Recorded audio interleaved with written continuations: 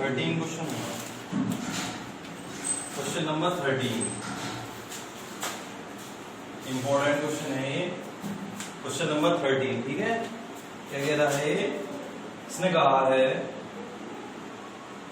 समुद्र तल से 75 मीटर ऊंची, समुद्र तल, आप जानते हैं समुद्र तल क्या होता है, या पानी बहता है, ठीक है। मतलब समुद्र तल से 75 मीटर ऊंची, 75 मीटर हाइट दी है इसने, वो दी है 75 मीटर दी है। 75 मीटर ऊंची लाइट हाउस के शिखर से देखने पर, जो लाइट हाउस का शिखर होगा वो ऊपर की ओर, ठीक है। शिखर का मतलब ऊपर होता है। का उन्नयन कोण कितना है? 60 अंश है। तो इसका जो उन्नयन कोण बनेगा वो कितना बनेगा? 60 अंश बनेगा। कितना बनेगा? नहीं, दूसरा सवाल पूछ लिया। हाँ, किसने कहा है 75 मीटर ऊंची लाइट हाउस के शिखर से, लाइट हाउस आपका यहाँ पे है, इसके शिखर से, ठीक है, देखने पर 2 समुद्री जहाजों के अवनमन को। जाहिर सी बात है, जब समुद्र होते हैं तो उसके अंदर जहाज भी होते हैं, है ना, जहाज वगैरह तैरते रहते हैं उसमें। तो 2 समुद्री जहाज हैं उसमें, है ना। तो उसमें 2 समुद्री जहाज जो है वो कैसे, कौन सी कंडीशन में दिए हैं, ये वाली बात में नोट करनी है। 2 समुद्री जहाजों के अवनमन कोण। अवनमन कोण कब बनता है? जब हम ऊपर से नीचे, यानी उन दोनों जहाजों को ऊपर से देख रहे हैं, वो जहाज यहाँ पे ही है, हम उसको देख रहे हैं, अवनमन कोण बन रहा है। अब वो अवनमन कोण कितने का बन रहा है? एक तो बन गया है 30 अंश का और एक बन गया है 45 अंश का, ठीक है। कहा है यदि लाइट हाउस के एक ही ओर, एक ही दिशा में एक जहाज दूसरे जहाज के ठीक पीछे, तो कह रहा है दोनों जहाजों के बीच की दूरी ज्ञात कीजिए। सवाल ऐसे समझ में नहीं आता है, बुक सामने हो तब समझ में आता है। हाइट एंड डिस्टेंस का सवाल, ठीक है। एनसीईआरटी की बुक से पढ़ा रहा हूं, सभी बच्चों के पास होगी, उसमें कोई दिक्कत नहीं है। तो एक जहाज दूसरे जहाज के कैसा है? पीछे। दूसरी बात एक ये है, 2 एंगल दी है 30 और 45 का, बड़ा कौन सा और छोटा कौन सा है? 30 छोटा है और 45 बड़ा, ठीक है। तो यानी तो मैंने एक बात और बता रखी है, जितना हम खंबे के करीब जाते हैं एंगल उतना ही बड़ा बनता है। यानी बड़ा वाला एंगल कहां बनेगा? खंबे के करीब बनेगा। यहाँ कितने डिग्री का बनेगा? 45 डिग्री, सही है। दूसरा वाला एंगल कितना छोटा है तो वो उससे दूर बनेगा, यानी यहां बन जाएगा ऐसे। यू कितने का बन जाएगा? 30 डिग्री। इतना मैं समझता हूं समझ में आ गया, ठीक है। और इस लाइट हाउस की ऊंचाई कितनी है? 75 मीटर। यानी कहने का मतलब ये है, यहाँ पे कोई समुद्र है इस तरीके से, वहां पे एक लाइट हाउस खड़ी है, सपोज मैं यहाँ चढ़ गया और यहाँ पे 2 जहाज है, एक जहाज यहाँ पे और एक जहाज यहाँ पे है, मैं उन्हें देख रहा हूँ। तो ऊपर से बनते हैं अवनमन कोण। कैसे बनते हैं? ऊपर से देखने में। तो बड़ा वाला एंगल आपका कितने का हो गया? 45 अंश का। और ये छोटा वाला एंगल कितने का हो गया? बड़ा वाला तो 45 का हो गया, छोटा वाला कितने का हो गया? 30 का, ठीक है। अंदर वाला पूरा वाला तो 45 अंश का हो गया और छोटा वाला 30 अंश का हो गया। तो एकांतर कोण के हिसाब से ये वाला कितने का हो गया? 30 का हो गया। और इस बड़े वाले का एकांतर कोण क्या है? 45, तो इसके हिसाब से ये 45। बात समझ में आ गई होगी, ठीक है बच्चों। उसके बाद देखो, अब हमें इसके बीच की दूरी नहीं पता, तो अब हम इसके बीच की दूरी कैसे निकालेंगे, ये बात भी तो देखनी है हमें। दोनों के बीच की डिस्टेंस बतानी है ना हमें, कि दोनों के बीच की डिस्टेंस क्या होगी, ये बात हमें बतानी है इसमें, ठीक है। तो हम इसके पहले नाम मान लेंगे ए, बी, सी एंड डी, ठीक है। उसके बाद हम इसको हल करेंगे, तो कैसे हल करेंगे? मान लो इसके बीच की दूरी तो है x मीटर, x मीटर, और इन दोनों के बीच की दूरी कितनी है? y मीटर है। कितनी है? y metre. तो 2 जहाज कौन कौन से हैं? ये वाले।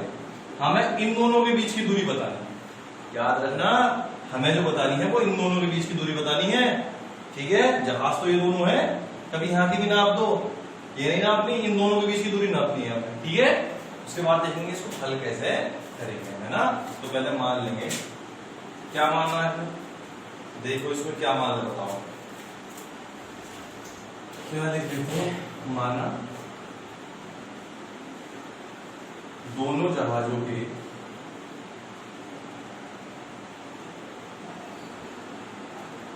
बीच की दूरी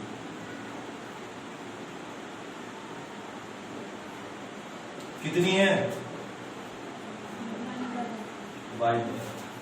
ठीक है, दोनों जहाजों के बीच की दूरी y मीटर, ये बात हमने मान ली। ठीक है, उसके बाद इस चित्र में क्या क्या दिया है? ए बी का मान h बराबर कितना दे दिया इसने? हाइट 75। समझ में आ गई बात? उसके बाद इसने क्या दिया है? ए बी सी, ये सी पॉइंट था। बीसी बराबर कितना दिया? बीसी बराबर दिया है x मीटर। कितना दिया है? x metre. और सी डी बराबर कितना दिया है? y metre. कितना दिया है? y metre. अब उसके बाद एंगल कौन कौन से दिए सर? कोण ए सी डी बराबर कितना है? 45। उसके बाद एंगल और कौन सा दिया है? ए डी बी बराबर कितना दिया? 30। ठीक है, कितना दिया है? 30 दे दिया उसने। ठीक है, कोई दिक्कत किसी बच्चे को? अब देखो उसमें क्या करना है। पहले हम छोटा वाला त्रिभुज ले लें। देखो 45 वाला एंगल लेने से क्या फायदा होता? tan 45 की वैल्यू 1 होती, तो वहां से हमें किसका मान मिल जाएगा? x का, यानी वाली दूरी पता चल जाएगी। सही है, फिर आसानी हो जाएगी पकड़ने में। तो त्रिभुज कौन सा ले लें पहले? ए सी बी में समकोण त्रिभुज लिखते हैं यहाँ पे। समकोण त्रिभुज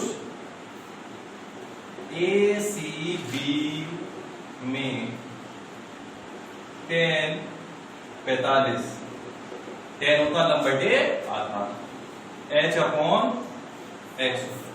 ठीक, tan 45 की वैल्यू, h का मान कितना? 75 बटे x। ठीक है, x की गुणा से कराएंगे तो बराबर कितना? मीटर। बात समझ में आ गई? कोई दिक्कत? x का मान आ गया 75 मीटर। उसके बाद हमें क्या करना? त्रिभुज कौन सा ले लें? ए डी बी त्रिभुज, समकोण त्रिभुज ए डी बी में। ठीक है, कितना आगा? 10 30 बराबर लंब कितना है? h और आधार बदी कितना है? आधार है बी डी। ना आता समझ में तो सोड में समझ लेंगे। ठीक है, देखो h अपॉन b और d। जब त्रिभुज हमने बड़ा वाला लिया है तो ये डिस्टेंस भी तो बड़ी वाली ली जाएगी। पहले छोटा वाला त्रिभुज लिया था तो ये वाली डिस्टेंस ली थी या ना ली थी? उसके बाद a d b, जब बड़ा वाला त्रिभुज लिया तो यहां से यहां तक की दूरी मापी जाएगी। कभी ये वाली नाप दो, y वाली, ऐसा नहीं। तो ये हो जाएगा आपका x प्लस y हो जाएगा। 33 की वैल्यू कितनी होती? 1/√3। 1/√3, उसका मान कितना? 75। ऊंचाई हमारी 75 है। x प्लस y, और x का मान हमने कितना निकाला? क्यूब 75 निकाला हमने। x का मान यहां से नहीं आ रही है समझ में, तो ऐसा कर लो, x प्लस y रहने दो, इसकी गुणा इधर और इसकी गुणा इधर। ये समीकरण नंबर x का मान कितना आ गया? 75 है। तो यहां जाएगा, इसकी गुणा इधर कराएंगे तो x प्लस y बराबर √3 गुणा 75 लगा देंगे तो कितना आ जाएगा? 75 √3 आ जाएगा। यहां लगाएंगे तो समीकरण नंबर क्या हो गई आपकी? 1 हो गई। x का मान समीकरण 1 में रखने पर, समीकरण 1 में इसका मान रखेंगे है ना, कितना आएगा? देखो यहाँ पे x का मान हमारे पास 75 प्लस y बराबर कितना है? 75 √3। तो y बराबर आ जाएगा 75 √3 माइनस कितना आ जाएगा? 75 आ जाएगा। ठीक है, अब इन दोनों में से क्या चीज कॉमन है हमारे पास? y बराबर 75 कॉमन है, तो अंदर आ जाएगा √3 माइनस 1 मीटर। ठीक है,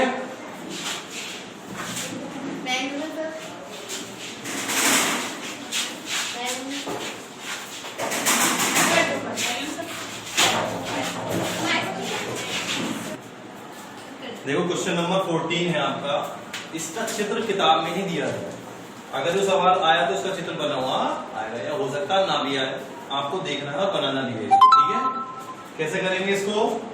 देखो इधर इसने 2 एयरपोर्ट दिए हैं सर, गुब्बारे, बैलून्स दिए हैं,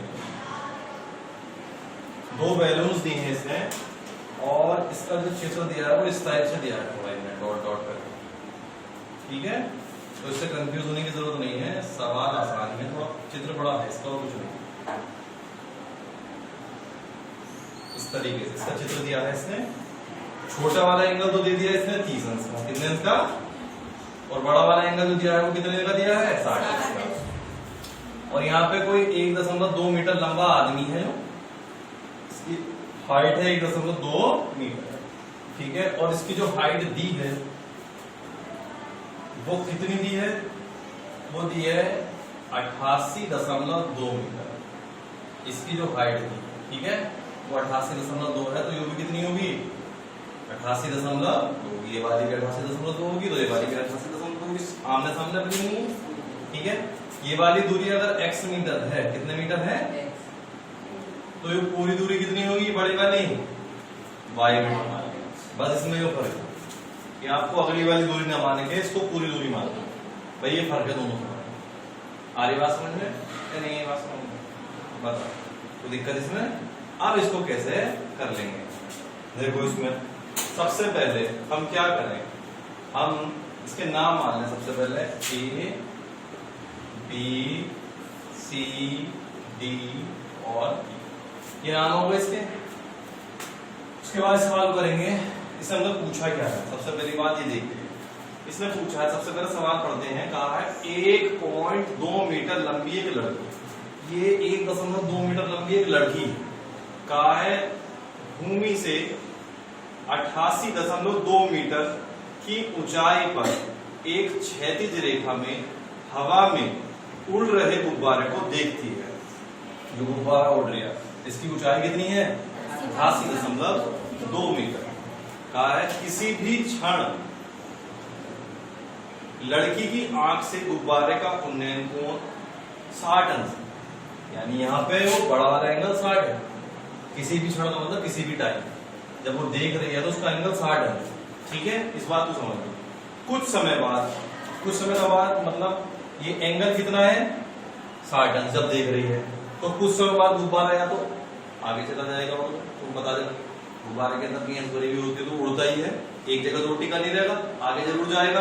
तो उसने कहा है आगे कुछ समय बाद उन्नयन कोण 60 के बजाय कितना हो जाता है 30, यानी वो गुब्बारा उड़ के यहाँ से कहा जाता है यहाँ, और ना गई उन्नयन कोण कितना हो गया 30 अंश हो गया। अब ये कह रहा है इस अंतराल के दौरान गुब्बारे द्वारा तय की गई दूरी, गुब्बारे द्वारा तय की गई दूरी यानी यहां से यहां तक की जो दूरी है वो कितनी, ये हमें बता, ठीक है। तो यहां से यहां तक की दूरी कितनी मानना है हम अपने पास से XZ मानना है ना, ठीक है। तो यहां लिखेंगे माना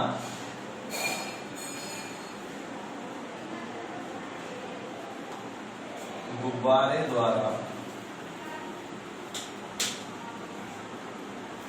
तय की गई दूरी Z मीटर, कितने मीटर है Z मीटर। अब इसमें क्या क्या दिया है इस बात को देखो सबसे पहले, इसमें इसका नाम क्या है C, BC बराबर दिया है X मीटर, ठीक है। और दूसरा क्या दिया है इसने DC बराबर कितना दिया है Y मीटर, कितने मीटर Y मीटर। और AB बराबर किसके है ED, AB बराबर है ED कितने 88.2 मीटर, कितना है 88.2 मीटर है। उसके बाद आगे क्या दिया है इसने, एंगल कौन कौन से दिए हैं, एंगल दिया है एक तो कोण ACB बराबर कितने अंश है 60, कितने अंश। ECD बराबर कितना दिया 30 अंश। कोण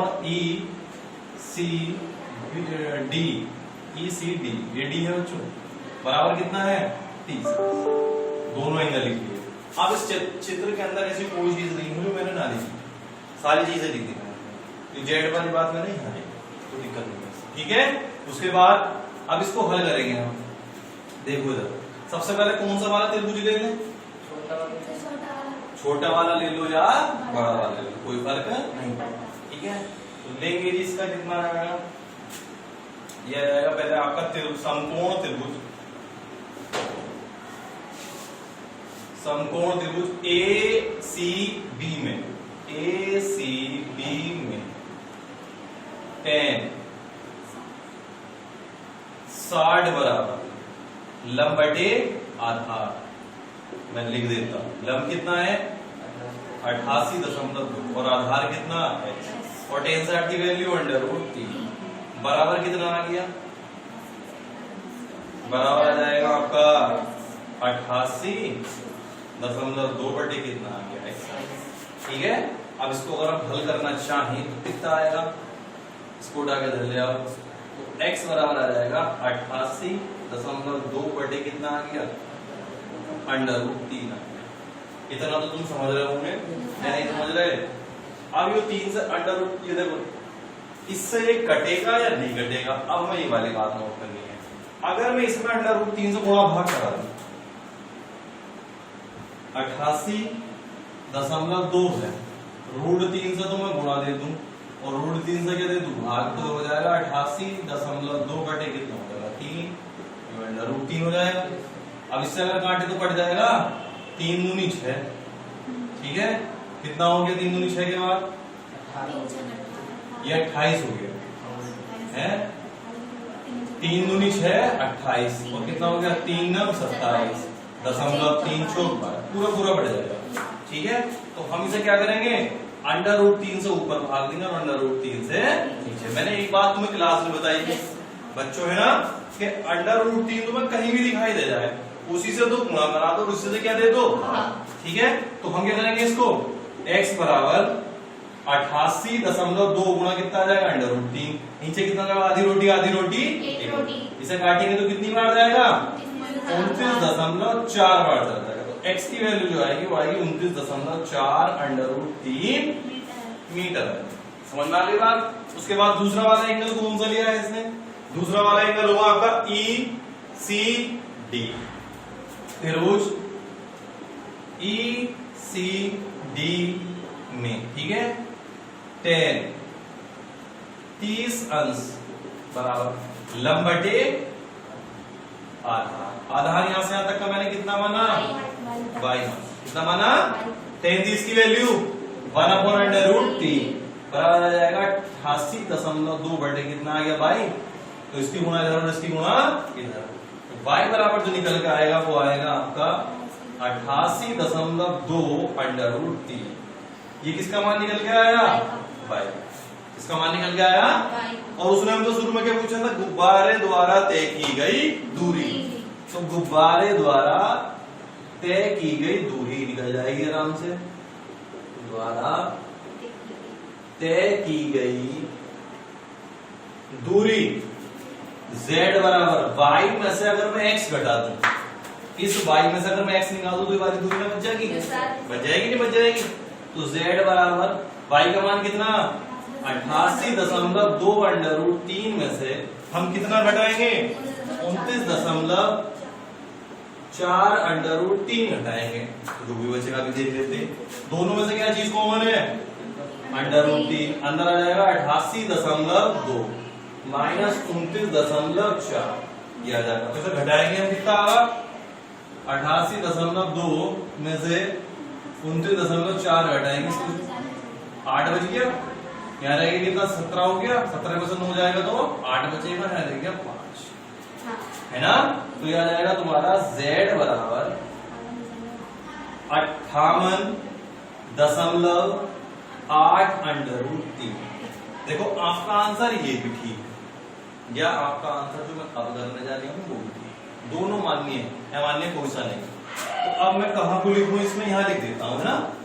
देखो इधर z बराबर कितना आया हमारे पास 58.8 √3, दशमलव घटाएंगे नीचे क्या करेंगे 0 बढ़ा देंगे, तो ये किससे घट जाएगा 2 से घट जाएगा, 5 से नहीं घटेगा, 2 से घटेगा, कितनी बार जाएगा 2 दूनी 4, 2 9 18 और 2 4 8 √3। यानी इसका जो आंसर है z बराबर 294 √3 बटे कितना है 5 मीटर। ठीक है, यानी इसका आंसर ये भी ठीक है और इसका आंसर ये भी ठीक। बस इसको यहां से दशमलव से हटाया है और कुछ नहीं।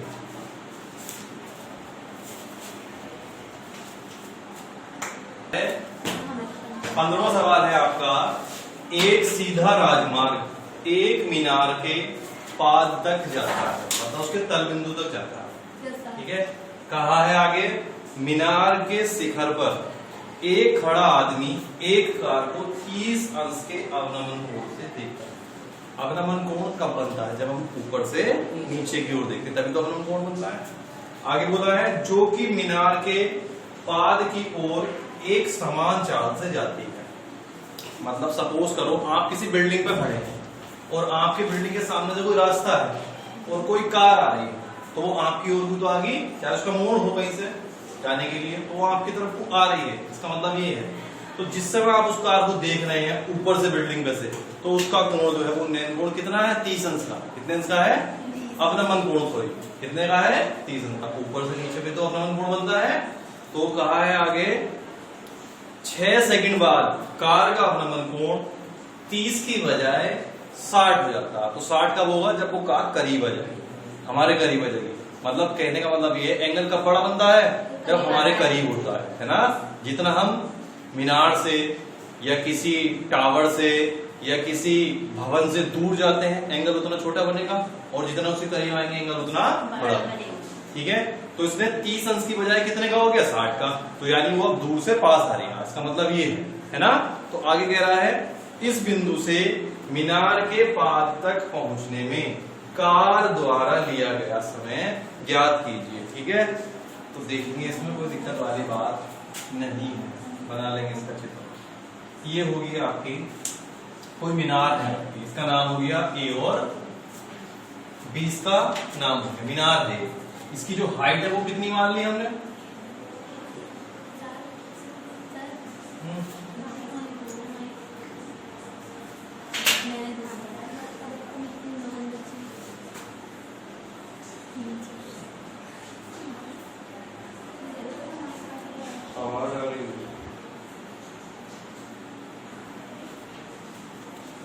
ए भी कोई मीनार है, उसकी जो हाइट है वो कितनी है? h metre. कितनी है? h metre. ठीक है, अब जो अवनमन कोण बना है वो पहला अंश कितने का है? 30 अंश का। यानी वो कार जो है वो यहाँ है, समय मान लिया हमने, तो इसका नाम मान लेंगे अभी। इसका नाम हो गया डी पॉइंट। क्या हो गया इसका नाम? D point. तो अवनमन कोण बनेगा ऊपर से नीचे देखने पर, तो यानी इस टाइप से बनेगा। कितने अंश का बनेगा? 30 अंश। कितने अंश का? 30। तो एकांतर कोण के हिसाब से ये भी कितने का हो गया? 30 अंश का। ठीक है, 6 सेकंड बाद मान लो गाड़ी यहाँ है।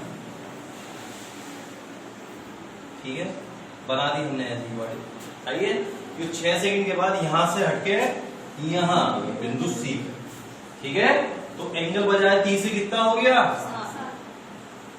60 हो गया, 60 अंश का हो गया। ठीक है, पहले कितने का था? 30 का, अब कितने का? 60 का। ठीक है, तो यहां से यहां तक आने में से कितना टाइम लगा? 6 सेकंड। कितने सेकंड? 6 सेकंड लगे। ठीक है, यहां से यहां तक आने में 6 सेकंड लग गए उसे। अब इसने क्या कहा है? कहा है मीनार के पाद तक पहुंचने में कार द्वारा लिया गया समय। यानी कार यहां से यहां तक तो 6 सेकंड में पहुंच गई, तो यहां से यहां तक वो कितने सेकंड में पहुंच जाएगी? वो सेकंड बताना है, टाइम बताना है। तो हम क्या करेंगे? देखेंगे यहां से यहां तक की दूरी कितनी मान लें? x, और यहां से यहां तक की कितनी मान लें? समझ में आ गई या नहीं? ये बात समझ में? ठीक है, इतना तो मैं थोड़ा सा समझना अच्छे से समझ में आ गया होगा। दूसरी एक बात जो मेन है, ऐसा सवाल एक नाव और नदी के नाम से भी है। नाव और नदी का एक क्वेश्चन है जो पुरानी बुक में होता था। ठीक है, उसका टाइम जो था वो 6 सेकंड की बजाय 4 सेकंड। कितना था? हमेशा याद रखना, ऐसा कोई सवाल अगर पेपर में आ गया तो उस टाइम को आधा कर देना बस। 2 दूनी 4, 6 है तो आंसर कितना आना चाहिए? 3। समझ में आ गई? अगर ऐसा कोई सवाल आता है आपके पेपर। ठीक है, नहीं इस टाइप का कोई सवाल, समय का आधा ही उसका क्या होता है, आंसर होता है। समझ में आ गई? तो हमें हमारा जो उत्तर आएगा वो कितने सेकंड आएगा, 3। ये बात हमें नोट करनी है। क्या बात बताई मैंने बात बताई कि अगर समय वाला कोई सवाल आता है तो उसका आधा ही उसका आंसर हो जाएगा। कैसे हो जाएगा अभी देखते हैं। माना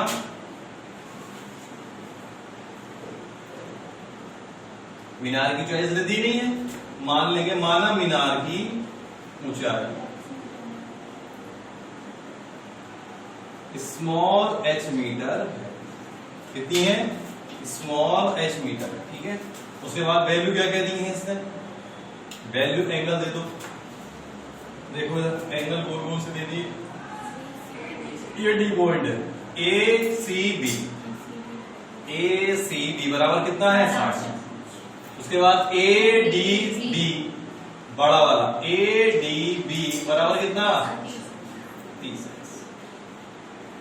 इसका काम खत्म हो गया, ठीक है। उसके बाद सी डी बराबर x और BC बराबर y। समझना के बाद सारी वैल्यू लिख दी। अब कुछ नहीं करना, दो त्रिभुज दिए हैं, दोनों को लो और आराम से उसका मान निकाल। सबसे पहली बात ACB में त्रिभुज ACB में यहाँ लिखेंगे समकोण, समकोण लिखना जरूरी होता है, समकोण त्रिभुज ACB में, ठीक है। tan 60 बराबर लंब कितना है h और आधार कितना है y। tan 60 का मान कितना होता है √3 बराबर h अपॉन कितना हो गया y। हमें मान तो y का चाहिए, y का मान कितना निकल जाएगा यहाँ से, y बराबर आ जाएगा h अपॉन √3। इसको उधर इसको उठा के इधर पक्षांतर कर दिया, इसका हमने एक दूसरे की जगह रिप्लेसमेंट कर दिया। y का मान आ गया h अपॉन √3। उसके बाद त्रिभुज कौन सा लेंगे ADB में, समकोण त्रिभुज ADB में, समकोण त्रिभुज ADB में tan 30 बराबर लंब कितना है h, आधार कितना होगा x प्लस y। यहां से यहां तक की दूरी x प्लस y सही है। इसको हल करेंगे कितना है, tan 30 का मान कितना होता 1/√3 h अपॉन कितना हो गया x प्लस y। इसकी गुणा इधर और इसकी गुणा इधर, तो यह आ जाएगा x प्लस y बराबर √3 h है, ठीक है। अब इसके बाद हमारे पास y का मान कितना है वो यहां लगाएंगे, कितना आ जाएगा, यह समीकरण नंबर कितनी हो गई 2 हो गई, समीकरण नंबर कितनी हो गई 1। y का मान समीकरण 2 में रखने पर यहां पे लगाएंगे y का मान, तो कितना आ जाएगा x प्लस कितना है ये h अपॉन √3 बराबर कितना आ गया √3 h आ गया, ठीक है। इधर में प्लस का पक्षांतर कर देंगे तो माइनस का हो जाएगा, किसका हो जाएगा माइनस का, √3 गुणा √3 से कराएंगे तो 3 आ गया, ठीक है। आधी रोटी एक रोटी, x बराबर कितना आ जाएगा 3h माइनस h अपॉन कितना आ गया √3 आ गया।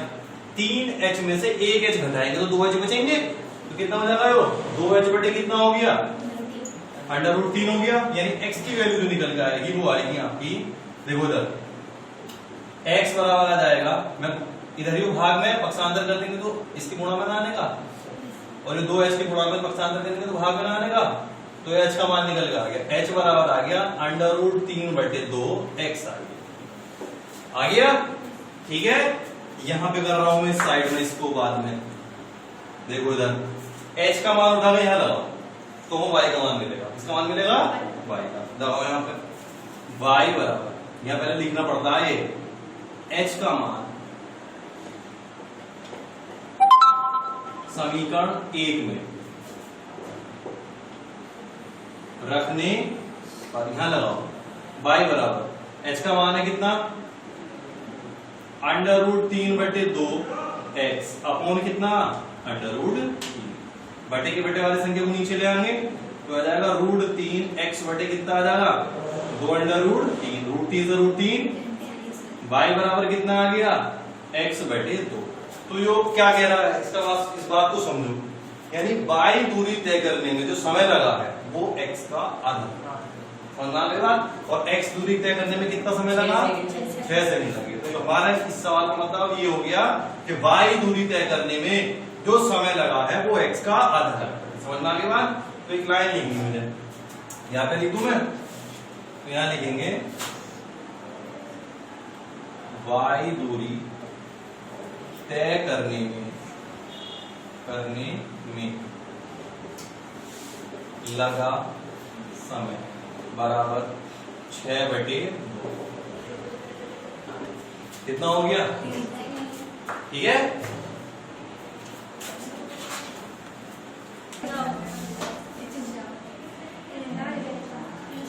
लास्ट क्वेश्चन है आपका, इस लेसन का लास्ट क्वेश्चन है और इम्पोर्टेंट भी है आपके लिए। ठीक है, इस साल ये आया भी है आपके हाई स्कूल के पेपर में। बच्चा भाई परेशान कर देगा।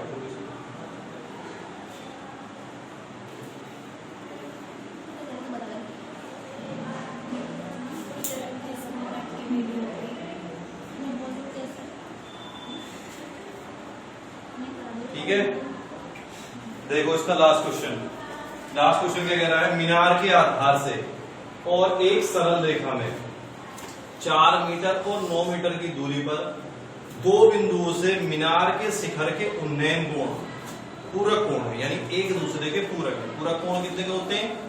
दो कोणों का योग 90 अंश होता है, उसे कोटि पूरक कोण कहते हैं। और संपूरक कोण किसे कहते हैं? इसमें दो कोणों का योग 180 अंश का होता है, 180 अंश का होता है, वो संपूरक कोण होते हैं। ठीक है, तो इसने कहा हमसे कोण पूरक कोण है। पूरक का कोण मतलब कोटि पूरक, ये है इसका मतलब। तो देखो पूरक कोण का मतलब यहाँ पे कोटि पूरक कोण से है, इस बात को याद रखना। सवाल बहुत इजी है, समझ में भी आ जाएगा, एक बार में ही समझ में आ जाएगा अगर आप ध्यान लगाएंगे तो। ठीक है, देखो इधर, अगर पहला कोण थीटा है, कितना है? थीटा। तो दूसरा कोण जो होता है वो 90 माइनस थीटा होता है। ठीक है, पहली दूरी नाम मान लेंगे ए, बी, सी एंड डी। अगर पहली दूरी 4 मीटर है तो दूसरी वाली दूरी जो मापी जाती है वो पूरी दूरी मापी जाती है, यानी 9 मीटर की। ये यहां से यहां तक की दूरी नहीं मापी जाती है, ये पूरी दूरी मापी जाती है। ठीक है, आ रही बात समझ में या नहीं? ये बात समझ में। अब इसको कैसे करना, ये वाली बात हमें देखनी है। ठीक है, दूसरी बात एक ये है कि इसमें कैसे करना है वो देख लेंगे। चित्र थोड़ा, ये आप 90 माइनस थीटा कर लो, ये आप इसमें थीटा कर लो। ये वाली दूरी आप इसमें 4 मीटर की कर ली, 90 माइनस थीटा। एक सेकंड रुक जाओ,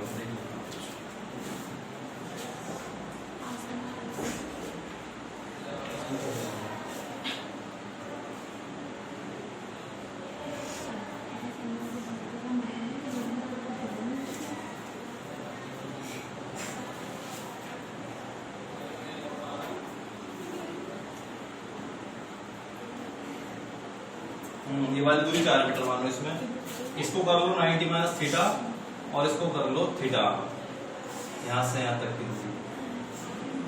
देखो ये तो हो जाएगा आपका 90 माइनस थीटा और ये हो जाएगा आपका, यानी पहला एंगल थीटा है तो दूसरा 90 माइनस थीटा। दूसरी बात ये वाली दूरी आप कितनी मान लो?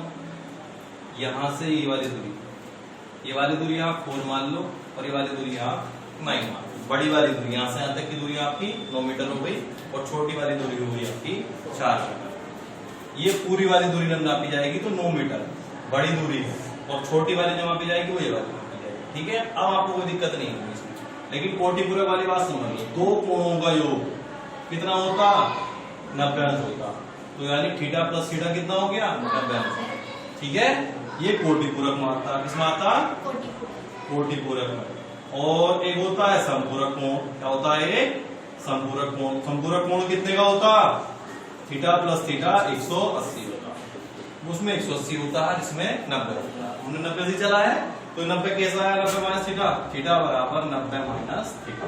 इधर प्लस का इधर जाके माइनस का हो गया। ठीक है, तो पहला थीटा हो गया, दूसरा 90 माइनस थीटा हो गया। समझ में आ गई बात? अब इसको हल करेंगे। देखो इधर इसमें वैल्यू भी दी है, सब कुछ दिया है। देखो इधर मान लेंगे, माना लास्ट क्वेश्चन चल रहा है आपका, नेक्स्ट है। तो इसने पूछा हमसे मीनार की ऊंचाई कितनी है? 6 मीटर। तो पहले मान लिया, माना मीनार की ऊंचाई, मीनार की ऊंचाई कितने मीटर है? h मीटर है। हमने अपने पास से h मीटर मान लिया, हमें तो सिद्ध करना है कि 6 मीटर आनी चाहिए हमारी। ठीक है, तो इसमें देखो क्या क्या एंगल दिया है। ACB बराबर कितना दिया? कोण ACB बराबर थीटा, और उसके बाद कोण ADB, ADB बराबर कितना? 90 माइनस थीटा, और क्या दिया है? BC बराबर कितना दे दिया? 4 मीटर, और BD बराबर कितना दे दिया? 9 मीटर। कितने मीटर? 9 मीटर। सही है। अब इसको कैसे करेंगे हम? समकोण त्रिभुज